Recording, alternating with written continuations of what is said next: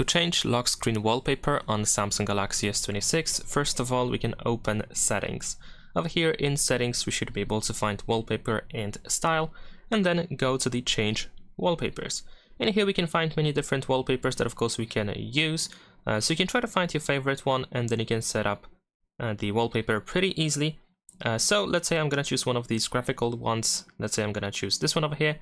In this case, we need to download the wallpaper, which shouldn't take too long to do so. Once it is ready, we're gonna tap again.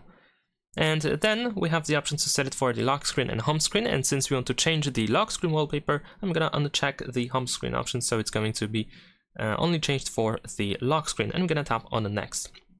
Then we have the preview. We should be able to, in some cases, adjust the size and position of the wallpaper. In this case, it is fixed, so I cannot really change that. So we can just tap on done. But let's say if we choose a wallpaper from the gallery, let's say I'm gonna open the gallery over here. I'm gonna choose this photo here and tap on done. Let's select lock screen only again. Then after that, we can zoom in and zoom out. As I mentioned, we can move left and right in here. And of course, once you are ready, just tap on done here, and that is all. Leave a like and subscribe.